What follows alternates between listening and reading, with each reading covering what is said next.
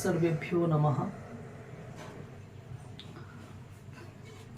આગળના વિડીયોમાં આપણે જોયું કે મનુષ્યનું અંતિમ લક્ષ્ય સમાધિ અવસ્થાને પ્રાપ્ત કરવાનું છે અને એના માટે આપણે પસંદ કર્યો છે ભક્તિ માર્ગ. હવે ભક્તિ તો ઘણા બધા લોકો કરે છે, પરંતુ લોકોની જે ભક્તિ છે એ ભગવાનની આરતી, પ્રસાદ અને ઉપવાસમાં જ પૂર્ણ થઈ જાય છે.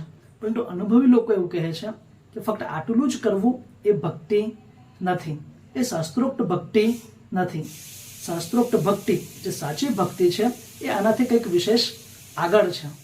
એનો મતલબ એવો નથી કે આ બધું નથી કરવાનું, આ પણ કરવાનું છે, પરંતુ અહીંયા અટકી નથી જવાનું.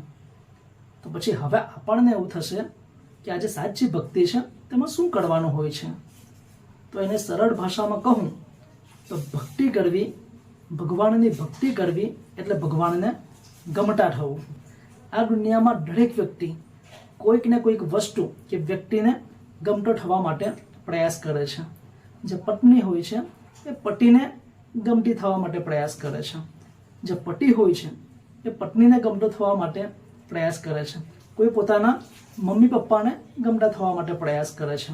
કાં તો કોઈ પછી જે સમાજના પ્રતિષ્ઠિત લોકો હોય છે, જેની પાસે સત્તા હોય છે, પાવર હોય છે, પ્રતિષ્ઠા હોય છે, જેની પાસે પૈસા હોય છે, આવા લોકોને ગમતા થવા માટે જીવનભર દોડધામ કરે છે. પરંતુ આ દુનિયામાં બહુ ઓછા એવા લોકો હોય છે જે ભગવાનને ગમતા થવા માટે પ્રયાસ કરે છે. અને ભગવાનને ગમતા થવા માટે પ્રયાસ કરવો, આનું જ નામ છે સાચી ભક્તિ.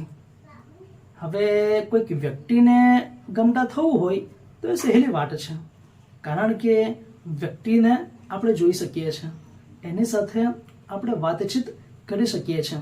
એને શું ગમે છે, શું નથી ગમતું, એ બધું જ આપણે જાણી શકીએ છીએ, કારણ કે વ્યક્તિ આપણી સન્મુખ ઊભો રહી શકે છે.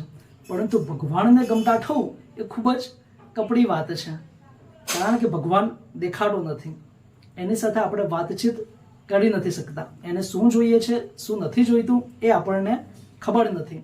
અને આ જે ઈશ્વરીય તત્વ છે એ તો નિષ્કામી છે, એને કંઈ જ જોઈતું નથી, એને કોઈ જાતનું કોઈ આકર્ષણ નથી.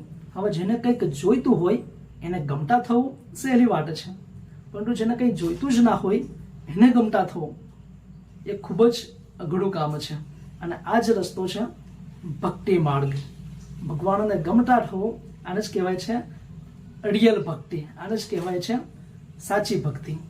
હવે જે નિષ્કામ તત્વ છે, જેની અંદર કોઈ કામના નથી, એના અંદર કામના ઊભી કરવાની છે. જેની ભીતર કોઈ આકર્ષણ નથી, એની ભીતર આપણે આકર્ષણ પેદા કરવાનું છે. અને આવું જીવન આપણે બનાવવાનું છે કે જે નિર્ગુણ નિરાકાર બ્રહ્મ છે એ સગુણ સાકાર રૂપે આપણી સામે આવીને ઊભી રહે. અને આવું જીવન થાય તો સમજવું કે આપણે ભક્ત બન્યા. હવે ઘણા લોકોને એવું પણ લાગશે કે ભગવાન નિર્ગુણ નિરાકાર છે, એ કઈ રીતે આપણી સામે આવી શકે, એ કઈ રીતે આપણી સામે ઊભો રહી શકે, એ કઈ રીતે આપણી સાથે વાતો કરી શકે, અને એ વ્યક્તિની ભીતર આપણા પ્રત્યે કઈ રીતે આકર્ષણ જન્મે. તો આવા લોકોને જવાબ એ છે કે લોકોએ જે સમજ્યા છે કે ભગવાન નિર્ગુણ નિરાકાર છે અને એ કંઈ જ નથી કરતા, તો આ એ લોકોની ખોટી માન્યતા છે, આ એમનું અઢળું જ્ઞાન છે. ભગવાન નિર્ગુણ નિરાકાર અને સગુણ સાકાર આ બંને રૂપે અસ્તિત્વ ધરાવે છે. જો ભગવાન કંઈ જ ના કરતા હોય તો આ સૃષ્ટિનું જે સંચાલન છે એ થાય જ નહીં. જેવી રીતે આપણે પણ નિર્ગુણ નિરાકાર રહી શકીએ છીએ અને સગુણ સાકાર રહી શકીએ છીએ.